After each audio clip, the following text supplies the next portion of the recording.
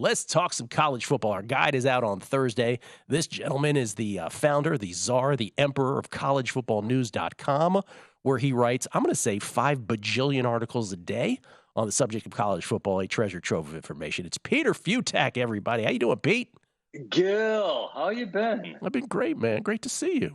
How's your summer? Good? Yeah, I think so. It's about over now because you're right. It's once it turns August 1st, people actually care about this whole college football thing and a little bit more. And no, I'm actually in a holding pattern because as we speak, I believe the good people of the Pac-12 are trying to decide the future of college sports as we know it, and if they can come up with the right media deal, or else if this thing's going to completely blow up in the next few years, we don't really have a Pac-12 anymore. So This is going to get really interesting over the next 24 to 48 hours. I mean, isn't that the macro headline of this year, that in addition to it being the last year of the 14 playoff, it's the last year of the Pac-12 as we know it. It's the last year of the Big 12 as we know it. It's just not going to be the same after this in so many ways. Yeah, and the two tie together because you're right. Next year, the expectations are all going to change because next year, really, you have to just win your Power 5 conference and then finish in the top 11 because the 12th team is probably always going to be the Group of 5 champion. And so if you're in the Pac-12 and you care about sports, this is the business thing, not a sports thing, you want to stay around because you got a better shot at getting into the college football playoff. And we'll see where the media deal comes in. Not everyone's going to take off from the Pac-12, even if they do leave. So it's going to be an interesting time to see how this all shakes out. But we're talking peanuts here. The big stuff, and kind of you're alluding to, is after next year when USC and UCLA are in the Big Ten and Texas and Oklahoma are in the SEC. Yes. Then those two conferences are just, what are we talking about here? Okay, so the Pac-12 loses a couple teams, whatever. Those two are still going to be the monsters. Yes, the Big Ten and the SEC will be a whole different world. Let's for this final year of college football as we know it. Let's just talk about real quick. Let's try to squeeze in a whole bunch of things. We'll do rapid fire here, and let's start with the Pac-12, which you do a great job of pointing out at collegefootballnews.com just how underappreciated Lincoln Riley might be in his first 6 years of coaching. USC with the highest season win total in the Pac-12. Caleb Williams trying to have a back-to-back Heisman campaign, but they haven't beaten the Ducks since 2016. The Oregon Ducks haven't won in Eugene since 2011, and Oregon is probably, along with Washington, which just had unbelievable offense with Michael Penix Jr. at the helm yesterday. Those are the two teams that are the biggest contenders. Oregon schedules, they have a tough road Pac-12 schedule, and then with Penix, you just wonder if what's the standard with him, the injuries or last year where he didn't have any, and you hope it's last year. Where do you stand on all three of these teams? Yeah, well, first of all, the ironic part about this whole thing with the Pac-12 blowing up is it's probably top to bottom one of the most interesting conferences in the country. Is that, Stanford's kind of the free space this year, but Arizona's better, Cal's better, Arizona State's going to be better, Colorado's going to at least be more talented. So you have all these different teams where we're going to talk about the teams at the top, but everyone seems like they have an NFL quarterback. Everyone seems like they have a ton of talent back.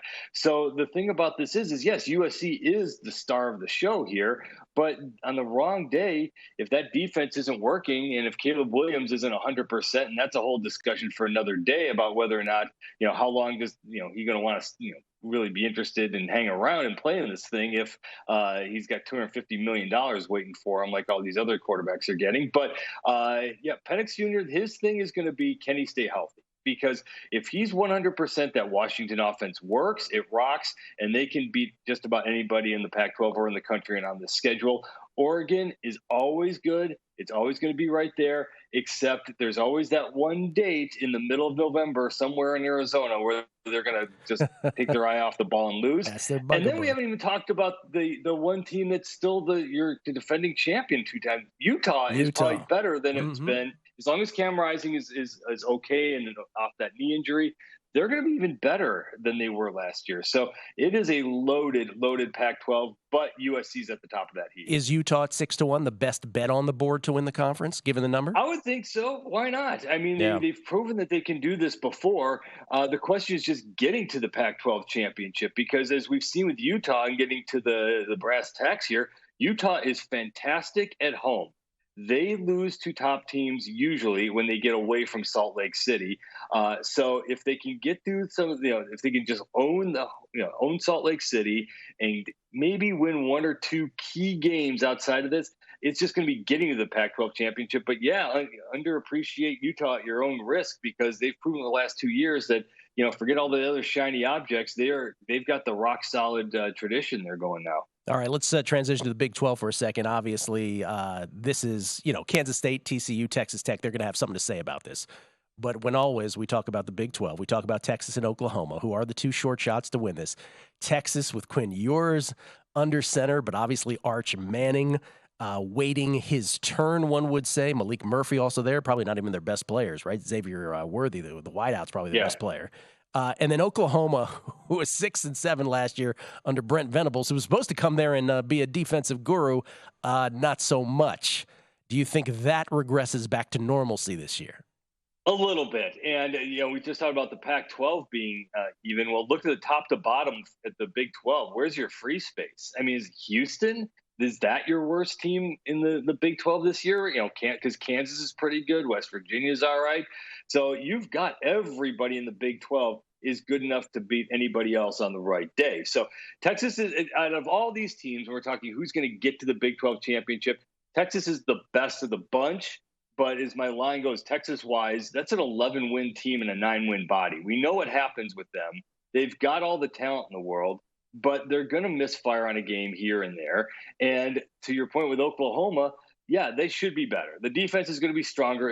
Their problem last year was more that they didn't get a consistent quarterback play when Dylan Gabriel got hurt. If he stays in one piece, that's going to be better. So Oklahoma is going to be a little bit better overall. Those are the two top teams in the conference this season. But Kansas State, they've got a lot returning from that team that actually won the Big 12 championship last year. I do think TCU falls back a little bit. And you mentioned Texas Tech, which I'm in love with. This is going to be a high-octane team.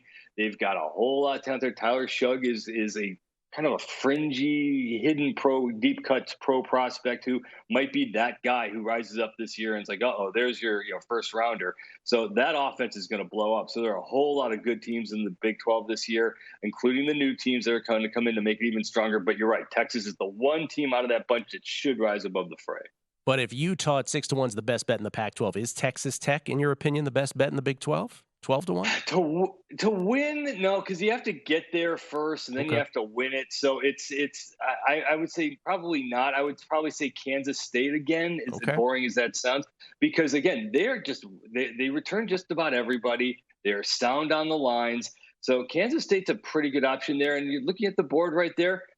Oklahoma State at 40-1. I think they're undervalued overall because they don't have Spencer Sanders at quarterback this year. There are a few question marks, but it's a Mike Gundy team that has a lot of good parts returning. Their lines are going to be fine, and that offense is going to be good. So if you've got all these teams in the bunch of a pretty even bunch, 40-1 on Oklahoma State is not insane. I'm going to have you back to talk Heisman with us because we don't have enough time to flesh it out right now. But I hesitate to ask you this in the last 45 seconds because I know, Peter, for those who aren't aware, you're the biggest Power 5 snob there is. And you're an SEC Well, snob. even more than ever now. Even more than ever. So dare I ask you, who do you have at the national championship, sir? I mean, you have to because there aren't any group of 5 teams that are going to be even in the mix. But to get into the national championship, Georgia, just assume it. They are by far the most talented team in the country. Their schedule is not that bad. It's getting schedule shamed, but their schedule isn't that easy. But they should roll through it enough to get to the Final Four. Michigan, Ohio State winner is definitely going to be there. I think the Michigan-Ohio State loser, as this plays out again for the second straight year, is going to get there. And to pick anybody else too wacky, you're going off the moons, I'm going to say USC is my 4th team. Okay. All right. There's some.